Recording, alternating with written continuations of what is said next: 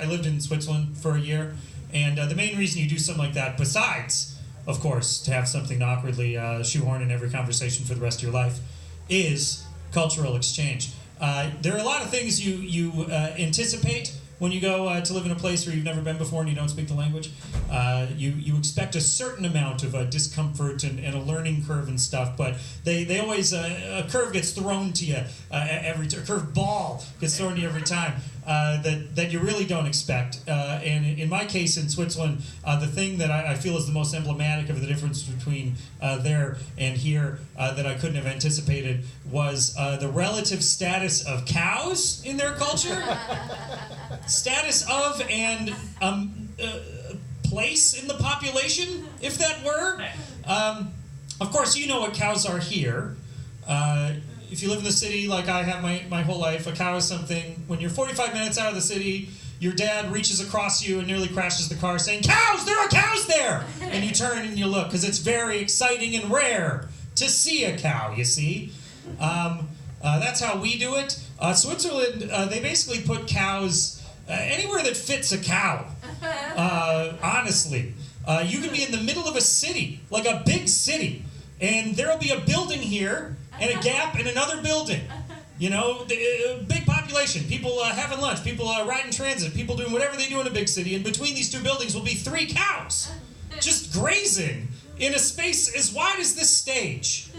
I saw cows in the grass part that separates 2 highway lanes. They're everywhere, gang, and in many cases without any ostensible fence. They are just placed wherever. And in addition to finding them in places you wouldn't anticipate the way we live, people just have a general cultural understanding of cows that I don't know where they acquired this knowledge except through just some sort of general national osmosis. When I was there, first few months, I went to their big national sporting event. The national sport in Switzerland is called Schwingen.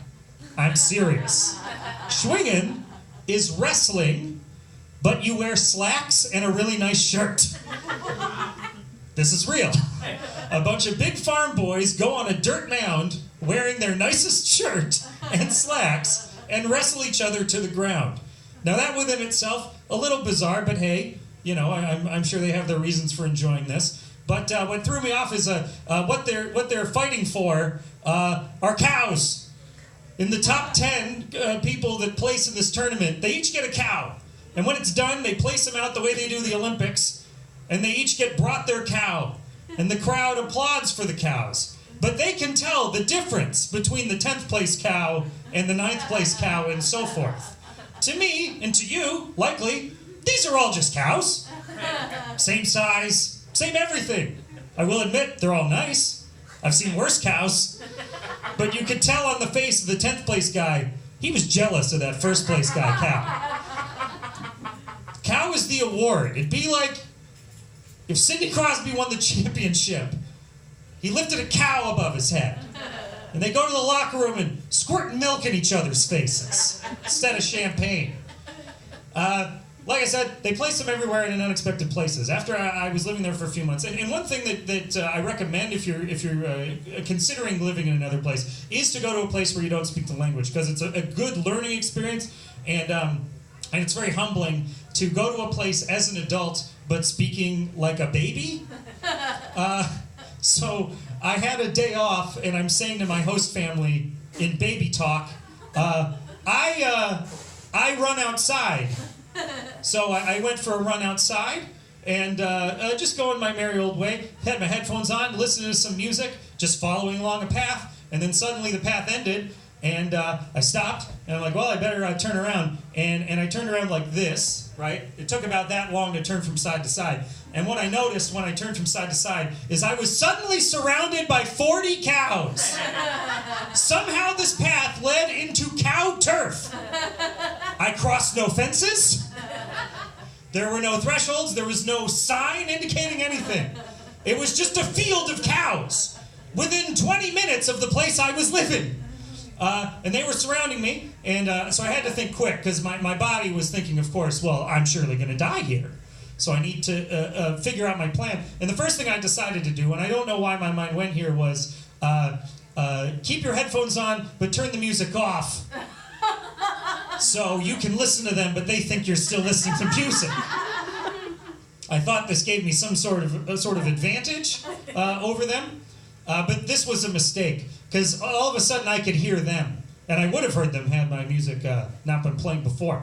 They were all mooing at me, and under the circumstances, you know how like when there's a child under a car, the mother can just lift the car, like you get superpowers in times of crisis. I could understand every thought these cows were expressing to me. All of a sudden, gang, they were speaking to me telepathically. And oddly enough, under these circumstances, Swiss cows, when they speak to you telepathically, they talk like the rednecks in Deliverance. It was basically, y'all better get out of here. That was it. So I decided, well, play it cool, Ned. Just walk the pace you were before. Act like you didn't see him or nothing. But a cow, and this is serious, came in front of me and started bucking up and down.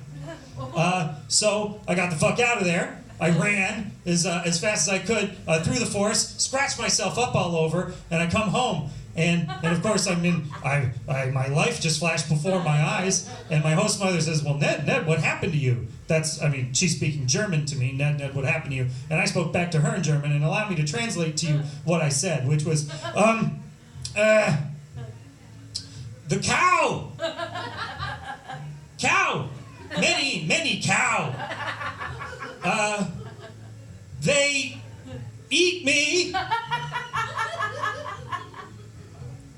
And they just looked at me and decided that they didn't care to know that I had just said that to them and moved on with their lives. I don't know what they think of it to this day. Whether that was an unusual thing, whether they knew I was foreign and decided to rough me up a little and so no one would believe me, or whether this is just a standard Swiss experience. Why would you even tell somebody that this happened? I'll never know. Ladies and gentlemen, you ready for someone else?